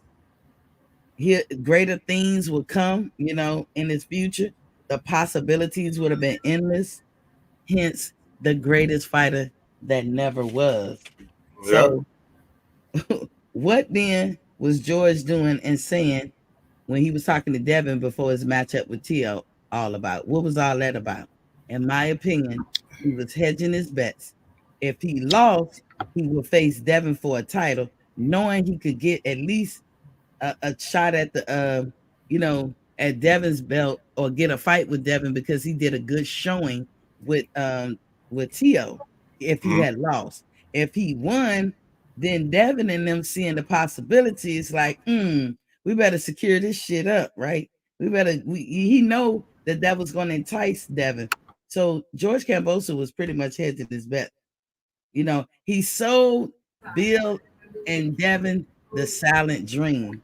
And right here, I'm about to let y'all in a minute. I see like before we had said, but not in the middle of it. Look, I'm gonna tell y'all what a silent dream is. Let me give a shout out to Jay Gibson is in the building. He said, salute to Miss T and fam. This is what a silent dream. Y'all fellas will be able to relate. Hit the leezy when you come in the easy. For cheesy. I know, right? So look, a silent dream. Tell me if I'm wrong, ATL. So you guys in y'all young days, I'm saying y'all probably hung up the player hat. Y'all be getting with a girl. You got them shoes on that car, it's all oiled up and shit. You look like you balling like out of control. Exactly. You coming in there, all you say is a couple of words like I'm saying, Ma, or whatever. Talking to her, whatever. And she's sitting up there, eyes getting big. And she like, oh, he got a nice car. He drive this. He work here. He got money. You ain't never said shit. But the target is to get the coochie, right? Yeah. So whatever she think that's coming with all that pimping, y'all let him think it. You slide in, he hit the target, and then you vacate. Yeah. I.e. salad dream. And I hate to give that. I'm not saying nothing disparaging about the Haneys, but that's what George did to you guys. He sold you the salad dream. He knew, like a lot of people knew, you can't be fucking T.O. in a good day. T.O. You just explained it just how I would explain it. I was gonna explain it in a similar way, but you took it the same way that I was. Yeah. That's what I saw. Yeah. And T.O., I believe T.O. was sick. No excuses, because T.O. got some blame, and I would have fought his ass with 2 people in the audience back in June. I don't know what the fuck T.O. was doing. But T.O. on a good, healthy day, George ain't no competition, and he knows it. He got lucky. Look, this is what I was finna break it down, right? I was finna say, like, this kind of how it felt to me is the same way, right? You gonna feel me, like you was in school, right? And you know somebody wanted to fight you, but you wasn't sure if you was gonna win or not. You know what I'm saying? So you sign up for the shit. Y'all go to the spot wherever y'all finna knuck up at. You know what I'm saying? You fuck around and beat his ass, but you didn't even know you were gonna do it. You know what I'm saying? Mm-hmm. So you gonna hold that fame for a minute. You know what I'm saying? For a minute. The next man be like, well, shit, I want to fight you now. You be like, oh, shit, I wasn't ready for this type shit. You know what I'm saying? Yeah. It's kind of like the same energy in it. One hit wonder. Yogi said, don't get excited. That's his mama's ride. Look, what that comedian say? How you gonna tell me, do I want to ride? Ain't that what you doing? Getting a fucking ride? What? What I'm gonna do? Take your place? For real. He's always the guy on the passenger side, be like, you want to ride? So yeah, that was perfect right there. That's what George and them, they played a high school game to me on the Haneys. They sold them a silent dream. They knew that Devin and them would be enticed to the idea of facing George, because George was talking big shit. I'm gonna beat Kambosos. I mean, I'm gonna beat T.O. And you know, Haney didn't think much of T.O. anyway, because he was ducking him. And so Haney was like, well, shit, let me get in good with George. And George like, let me get in good with Haney. Both of them had different agendas, but Kambosos was in the driver's seat the whole motherfucking time. But let me tell you another way why we all know that he's super ducking, right? Mm-hmm. Who else gonna pay him more money than Devin? Nobody. You can't throw Loma up. Loma has never done a pay-per-view, so you don't have nothing to gauge that on. Nothing. Yogi laughing at the right. You can't. Who else? Tank is definitely better than him, but Tank don't even care. Tank ain't worried about no damn George. Tank will murder him, and we all know that. Murder, it ain't even a question. You know, George might catch a lucky break and pop Devin once or twice. He might. He probably could. But he don't have a snowball chance in hell with Tank. You know. And then I said, this is what George fears for his record. Like I told y'all to imagine the record. December 2021, I become unified champ of the world in the lightweight division. March 2022, nothing. A blip on the screen. He gets the big L, and nobody's gonna care. Why they say he calling himself undisputed now? Well, they keep calling him, but that's why I told everybody from my perspective, I was never mad at T.O. because remember when T.O. was thinking he was undisputed? Yeah. Remember that picture he was taking with Canelo after Canelo won? And Canelo didn't even validate him. Validate him. Canelo was looking at him like, what the fuck is he doing here? Like, then he got his ass whipped. He bust up on him like, cut Pete. Yeah. Pete, you know, like, Pete, we the same. Yeah, look lucky. And Canelo like, No. Canelo didn't even validate him. But when you got Mauricio, when you got Bob, when you got other people of power saying that you are undisputed, what you gonna think? Exactly. And that French fry belt does not make you undisputed. It's There is a French fry regular belt. That's why there is a dispute. So, not even capping for Devin Haney. I like Devin Haney, but everybody who knows the shows that I've been on, I've been saying I wanted Devin Haney to go try Isaac Cruz before Isaac fought what's his name, Javante, and nobody even knew of an Isaac Cruz. Like talking I about did. You did? I was following him. I was following him too. Like, wasn't that motherfucker the truth? Yeah. And I was like, following. I was telling my lady, I'm like, hey, she don't watch me, and we don't watch Isaac Cruz. I was like, everybody thinking this is gonna be a pushover fight. Nah, this dude be fighting. Mm-hmm. Every fight that I saw, he hold his guard better than anybody in boxing. I'm sorry, he the only one I know that can hold his guard like this the whole time. Yeah, without losing energy or power. He just hold his shit up. He come towards you. He's short as a bitch. Yeah, and he just walking towards you the whole fight like this. He hold it where you can't punch through it. If you try to punch around it, he move his hands back. That dude is awesome. Yeah. And I think Tank, if he won, he barely won. Because I'm under the notion that it was almost a draw. Only reason I will edge Tank is because Tank showed boxing ability in like 30-second spurts in like 2 or 3 different rounds. But don't forget he broke his hand. Broke his hand on that dude's head. Yeah. Isaac came in there like, what? We can go another 12. Isaac was done like that. Like he wasn't worried because he showed the world. Now y'all gotta pay this dude. He was fighting so much, y'all. And I was thinking he probably was a fighter getting $10,000, $15,000, $20,000 checks. Do you think he would have lasted if Tank Hand wasn't hurt?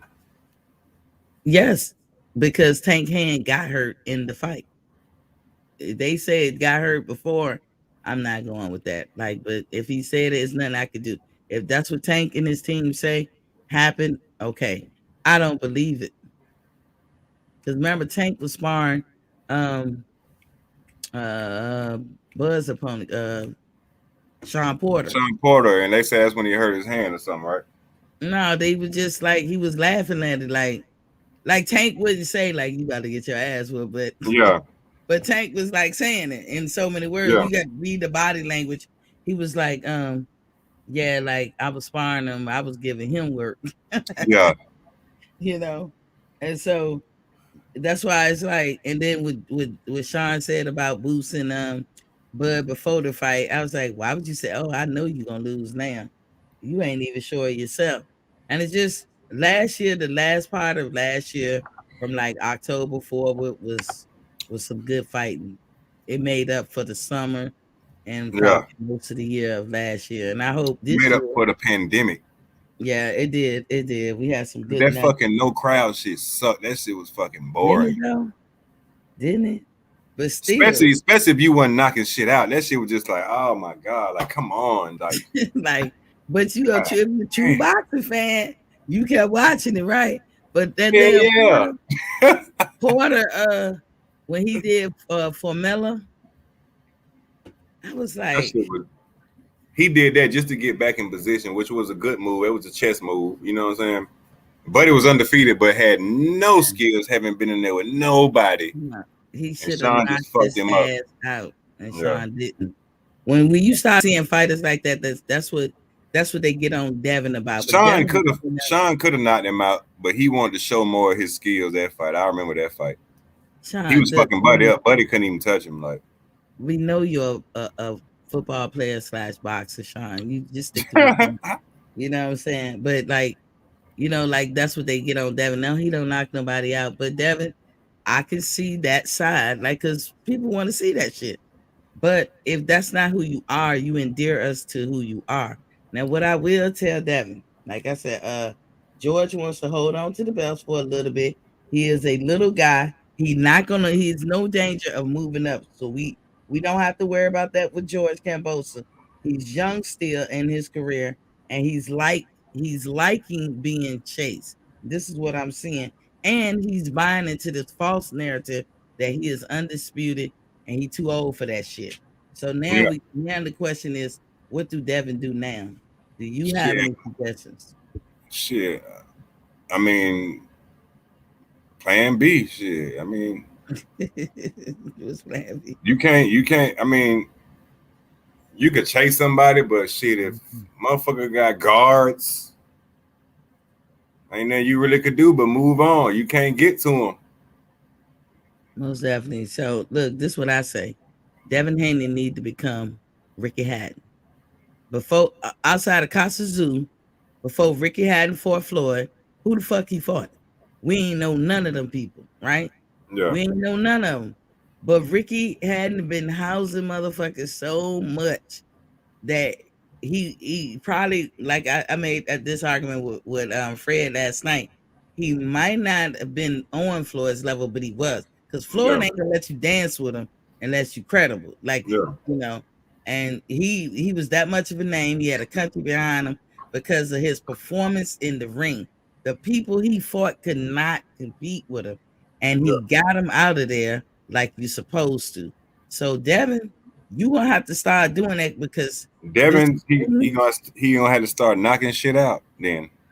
Yeah, but this waiting, we can't do it, Devin. I mean, well, listen, I'll take it back. Let me rephrase that. You're a grown man. You can do what you want. Yeah. I ain't gonna be waiting for it, and I'm sure other fans gonna feel like that. He's still young and learning, though. That's the great part. Yeah, he gets a pass, but so many years. Like, he see the writing on the wall. He's old enough now to see the writing on the wall. Got to do something different. Like Fred said, create a nemesis, build it up.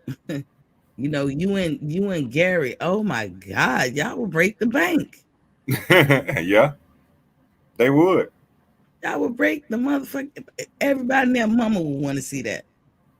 But you know, this is how I look at it. As far as who Gary with, from the years I've been watching him go through what he went through, it's like everybody know he got the skills, but it's like, why don't nobody got his back? As far as the events and money, like, it's like everybody see he been holding his fucking belt for years before he lost it. Like, it's like, come on, man, like 6 years, 10 months. It's like we blatantly see what the problem is, but you know, people try to go around the facts. And it didn't used to be like that. Like back in the day with Evander Holyfield and shit like that, it wasn't too many people that didn't fight each other. You know what I'm saying? When the fans wanted to I felt like back in the day when the fans wanted to fight, it fucking happened. Not because of the fighters, even though they had something to do with it, but I felt more like back then it was because of the fans. The fans wanted to see this shit. The boss was like, all right, this is what the fuck the fans want to see. We finna do this shit. You know what I'm saying? Motherfuckers be talking shit. They meet halfway, it happened. Now it's just like, now it's like everybody just fucking protecting the fucking zero, bro. Like, that shit lame, man. Everybody want to be Floyd. They want to be TDE, but they don't want to be the different faces of Floyd. They don't want to be Pretty Boy. They don't want to be Money May. But I tell you like this. They don't want to be Tyson. Yeah. Tyson was dropping shit that he got dropped, but he came back. He's still a big name. This nigga's still an icon today. Yeah. It was a time when we were more interested in seeing black fighters fight black fighters. Now, before the white people and the Mexicans and just come at me, let me explain. This narrative that the fight is only good if it's black and Mexican or Mexican and Mexican. That shit wrong. Get that out of your damn head. I don't give a care. I got a couple of white fighters that I fuck with too. You know what I'm saying? But it was never about race. White, black. I care if you put that work in and we see it in the ring. That's all. What they don't understand. On our end, it's not about no fucking race. It's not. But the only thing it's about is the best fighting the fucking best. But I would tell the secret. To me, it shouldn't be no secret. Y'all black fighters, if y'all getting stalled out, get back into fighting each other. You wouldn't. This is not the first time we've had to do stuff like this. This is why I be saying sometimes these generations, including mine forward, They don't make them like they used to. Because back in the day, when they didn't let them play baseball, they developed their own league. You know, when women couldn't get what they want, they developed their own shit. When we couldn't be recognized in fucking Vogue, we got Essence. We got the Jet magazine. We got Ebony. Yep. Stop fighting each other. People want to see that. Exactly. You know what I'm saying? We are the biggest consumers in America, and y'all need to not forget that. Respect my what? My black dollars. I know money is green, but when it's in my damn pockets, that motherfucker look like me. Look, it's black. Check this out. While you on that subject, right? Mm-hmm. Remember this. Tell me if I'm wrong. You said you recognize the goddamn 70 babies, right? Mm-hmm. Think about when you was in elementary, about on your way to middle school, right? Mm-hmm. When the only time did we get to hear like rap music on the radio? Shit. On the weekends, right? Weekends outside your mama house, she wasn't trying to turn off the Motown and Ray Goodman and Brown. Exactly, but only on like Friday night, Saturday night, you got rap on the radio, right? Mm-hmm. If you heard a cuss word, what'd you hear? Boop. Yeah. Mm-hmm. And then the next day, what happened? That motherfucking dude who worked at the radio, his ass fired. Right. Yeah. You know what I'm saying? But you know what I'm saying? Nowadays, they just promote more of the bullshit, man. They just like that shit stupid, man. Like you used to get your little cassette tape and hit record. Yeah, be recording on Friday the new shit that coming out. Because I probably still got some tape somewhere. Even black mothers back then, they didn't want to hear that shit because I'm telling you, they were Motown. They weren't finna trade Motown in for that shit we was listening to. Nah. But when we didn't have what we wanted, we created our own. Yeah. Now in boxing, you do have to. It's not necessarily creating your own. You have to get back to what did work. Black fighters was exciting to. But look, why you said create your own, right? That's what Floyd did. I ain't gonna lie. Yeah. He created his own. Yeah, he did. But he also knew he was willing to take on a role of a villain, and he knew that they were putting him. When people be like Floyd wanted them hardcore fights, I think Floyd wanted to prove himself. But a lot of times, if you look at Floyd's career as early as Pretty Boy, they was throwing him in to get rid of him. They was purposely trying to put him in fights to get rid of him. But Pretty Boy was knocking shit out. Momentum. Pretty Boy was knocking shit out. Knocking it the fuck out. Pretty Boy was like, I know what plan you had. You keep playing your game, but I'm gonna keep playing mine. But to fuck your game up. And then he got comfortable. Then that's when he turned to Money Mayweather. You know what I'm saying? Because I'm gonna just breeze and just goddamn do this shit for fun now. You know what I'm saying? But he was always Pretty Boy to me.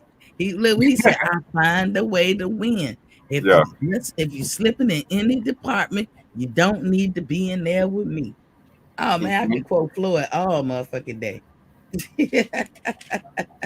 But that's how I be feeling. For real. Devin, that's all I'm gonna say. I gotta get to my Black history because I gotta go over there to BMAC and support my boy over there. Go ahead, man. You know. I appreciate you coming in. Thanks for the balloon. You already know. Balloon. Yeah, you know, I'll rock with you anytime I get a chance to goddamn come out here, man. I know, I feel you. Shout out to everybody at Facebook. And yeah, if you have any question, ATL, you know, the easiest way to hit me through the email or whatever.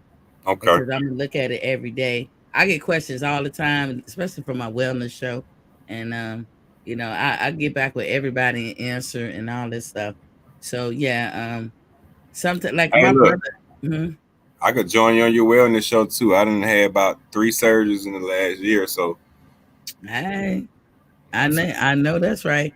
My brother, y'all gonna see him one day. He's funny as hell. Like his I ain't gonna even tell y'all this is my brother, but he got one of them laughs that if he laugh, all of us laughing. Yeah. But he wants to get into it too, and one day he'll be available to do it. Caps and Full say good chat. L Dub said, "What's good? What's good? What's good, King? What's Both of y'all, Caps and Full." Yeah. That was so. What's going on, Caps and Full? Yeah, I love L Dub. LDU BB Boxing. Yeah, the L Dub be having the 411. Oh yeah, that was Real. up, man. You know, hey, I'm here to help everybody, man. If I can help you, help me. We can help each other. I don't give a damn, man. I'm here for you. Just know that. I just want you to know that. You know what I'm saying? If Yeah. don't nobody else fuck with Miss T, you know ATL gonna come through and fuck with Yes, he's loyal, y'all. He's you. loyal.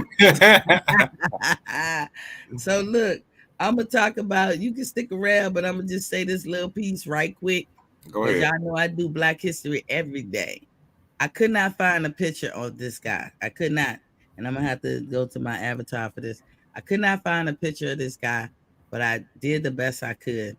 Y'all see that? What do that look like to you guys? A water sprinkler. Exactamundo. Let me see if I still got his little write up. So I'm gonna talk to you guys today about T.J. Marshall. T.J. Marshall is credited with improving the design of the fire extinguisher with Okay. a patent issued on March 26, 1872. That's after the Civil War, you guys. He invented a system in which water pumped through pipes in buildings to individual sprinkler heads. This system can be activated by manually turning a valve in the building. Marshall's fire extinguisher sprinkler system has been in use in the United States since 1874. It was commonly used in large factories as an effective means of putting out large and potential catastrophic fires. Today, sprinkler systems are required by code in the U.S. in buildings more than 75 feet tall. The systems are generally commended for the relatively small amount of water damage that it causes to property. They are much more effective than fire hoses at salvaging property. The activation of this kind of system can occur in as little as 4 seconds. These systems can effectively control a fire before the fire department is able to arrive, resulting in much smaller and more manageable fires. In some systems, heat sensors determines which sprinklers activate, resulting in a much more exact delivery of water and in fewer instances of water damage overall. Systems generally spray water from nozzles mounted in the ceilings of buildings, but some discharge a combination of water and flame retardant form. So he was a man before his time. You just said 1872. Yeah. He did this. Now think about it. This is what it looked like modern day. But before the turn of the century, we actually had sprinkler systems, that let me get this off. We I wish actually I had, had a picture of that. yeah, what makes, because I tell you, like, I love the Black inventors for Black History Month. You know why? Because we build shit out of necessity, you know. And when I talk about Black people, I'm not negating, because before anybody can say something, I'm not negating nobody else's race. I'm just bigging up mine. We we invent things out of You necessity, good, sir? and then it turns out that it becomes worldwide and popular. The only bad thing about most of these inventors, they never realize their dream as far as financial prosperity. They never really get that. The only one person that I know that was well off and became a millionaire is the Van Britton Brown chick, Maria Brown, that invented the security system Mm-hmm. that I talked about the other day. She was a millionaire when she passed on. Now that was something. Everybody in there, mama got a camera in their house, some kind of security system.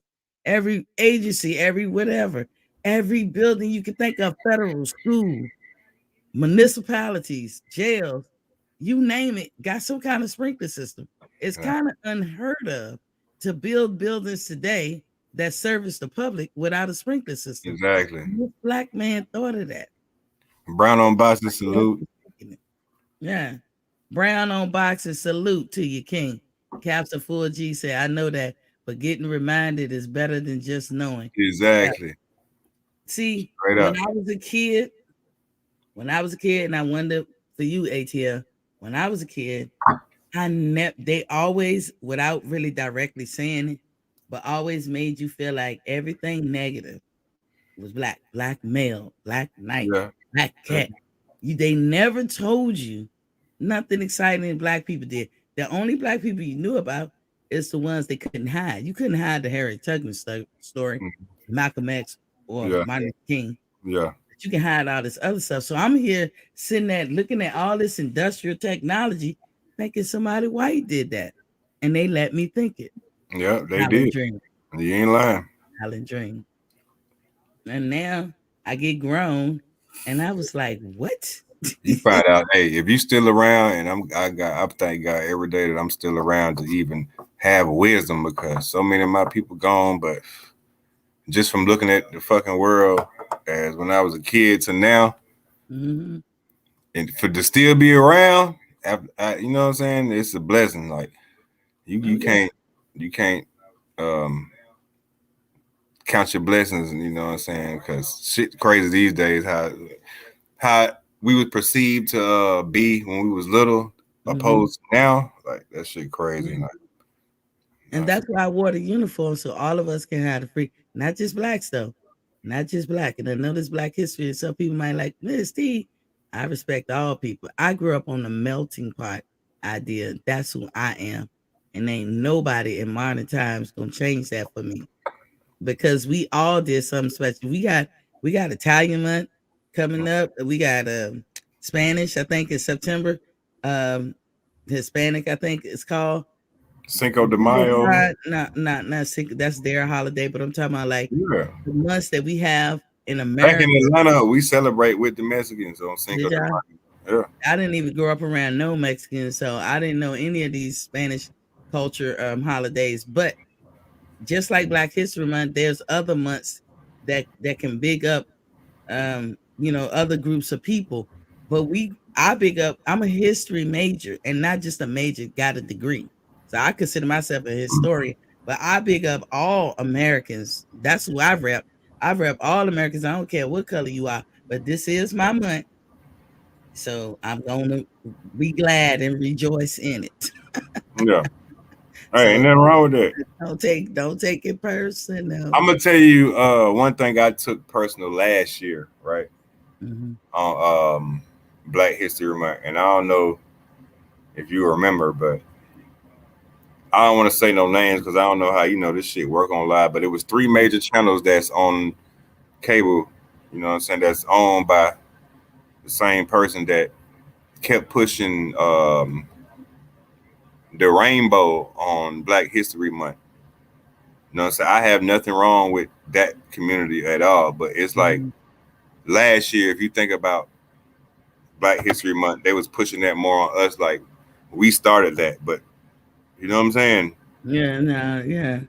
Listen, you know what I'm saying? They have their own month too. Again, no, but I know that. But I was saying last year on Black History Month, they pushed that with it together. You know what I'm saying? No, if you think about last year, I don't want to say certain thing because I don't know the shit, but it was a major networks on TV that everybody watched, and all 3 of them pushed that agenda for just for Black History Month. You know what I'm saying? What are you saying? They was trying to combine LGBT with Black History Month. Yeah. Y'all better get out of it. They got their own month. Yeah. They got out of there. That's what they did last year. Oh damn, yeah. Now y'all can't. We're not doing that here. You know we're not doing that here, and you can't say I'm homophobic because I rose with them. I'm friends with them. Like, me too. Corny as hell. Like my best friend is gay, but I don't have no problem with LGBT. Yeah, me either. They have their month, and oddly enough, my homegirl, shout out to you know who you are. She was telling me one day. She said, is national coming out, or I know it's in the month of October or something. It's on my damn birthday. I was like, girl, stop lying. Yeah. She said, no, it's that day. And she was saying it like, I know she didn't mean to, but the way she was saying, I was taking it like she was saying it's always been that way. What Jay Gibson said, he said was pushing that agenda. Oh, okay. I feel you. Apparently he's seen it too. They gotta cut that out. They gotta cut it out. But that's what they did last year. I swear to God. Like I was like, what the hell? Like Mm-mm. the symbol was on every channel. It was on that channel. It was on another channel. The same symbol with, you know what I'm saying, the different networks. You know what I'm saying? So Yeah, it I was don't like, think. okay, no, we don't have, just like you said, I don't have no problem. I got gay friends. I got my lady has gay friends. I had no problem with them, but I'm like, during the only time y'all push the agenda for that is you Doing gonna Black do it on Black History. History Month? Like, no, Yeah, we're but not but gonna Black combine History. that. You know what But I'm that's saying? kind of our fault because we let it get watered down, and then we wasn't. That's why I say I will not let a day go past, even if I got to get it last minute and just read it verbatim from Yeah, something. I will not let a day go past where I don't talk about somebody that we could consider that we could put in Black history, a notable Black American, or it could be anybody from around the country, and especially people that we don't know about. Because yes, we do know Rosa Parks, we know Malcolm, we know yeah, Martin, but half the people I'm talking about I didn't even know. So I'm learning as I'm telling you guys at the same time. But no, I will say this: my LGBT friends, they would agree with me. They got their own month. Like I yeah, said, exactly, one of their days is on my birthday. And like I said, when exactly. she was telling me, she said she was saying it, my interpretation, even though she didn't do it, but my interpretation was like it's been on my birthday the whole time. And I was like, wait a minute now. Yeah, I've been having this birthday for a minute. And I'm telling you, that was never the case. But yeah, we got their gay pride month. I think all of that is in October. So that's their month. yeah. And Black history is our month, February. I think Hispanic history is September. And then I think Italian history has one. When you get your month, you get your month. Even though we Exactly. got the shortest month, we're gonna make it do what it do. But if you can go back and look at any one of them channels last year, Mhm. you'll see what I'm talking about. On every symbol, they had it, and I was like, "Why? Like, what does?" ABC, CBS, NBC. I said, Yeah, yeah, yeah. But not them, but oh, it wasn't there. Oh, okay. you know what I'm Oh, saying? okay. Yeah, I'm the late. majors. Ooh, okay. Well, You know what y'all I'm cut saying? that out. We ain't hating on you. No, But we you ain't hating, but I'm just saying why push that on us like we started it. You know what I'm then saying? Like, listen, we don't wait for them. We you know do what it I'm ourselves. You got a channel, you holler at you bring something up. For some reason, I'm into inventors. You might saying? like sport people. You might like people who did amazing things. Did you know the black man made zippers? I didn't, but YKK on your zipper, I like didn't know that. Outkast say. Like Outcast say, YKK on your zipper. Lick you like a lizard when I'm slizzard. oh damn, On that fresh and clean. fresh is so clean, clean. Okay, Yeah. nah, I didn't know a black man made zippers. Andre said YKK on your zipper. Lick you like a lizard when I'm slizzard. Oh damn, okay, Yeah. Andre. Let's say a black man made his zipper. There we go. See, Yeah. Some all more these black history practical for you. things, all these practical things, and like I said, black people make things out of necessity. Yeah. We always been that way, and they say due to slavery and us now that we are probably the largest population that really do suffer from PTSD and don't even really get help for it. We live No, whole because I got lives. it too. Hmm? I got it too. Yeah, we live whole lives because and you know people today will be like, "What y'all suffering? What y'all going through? The same bullshit, the same barriers, the same monkey wrenches." It's You just can get mental to, now.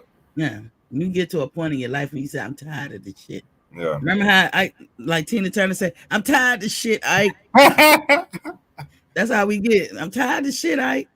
But anyway, but thank y'all for joining in. Thank you for sitting with me through the program, ATL. I And told you I was look, gonna come back and show you some love, man. I was gonna be here the other night with the ladies, but yeah. I mean, I gotta get like we want the guys to chime in. Y'all tell us, email me, tell me a topic from the guys. Cause y'all sitting back in the cut, we want y'all involved. I'll bring you up one. I'll shoot it out to you in the message. All right, I feel you. I feel you. Do that for me, You and know what I'm then saying? we'll take a suggestion and roll with that, and then we be learning too. Y'all just sitting there reckless eyeballing with us. We trying to reckless eyeball with y'all. You know what I'm saying? So, anywho, when you know better, you do better. And Exactly. look, go on over to ATL Unanimous Sports. How you say ATL Unanimous Sports?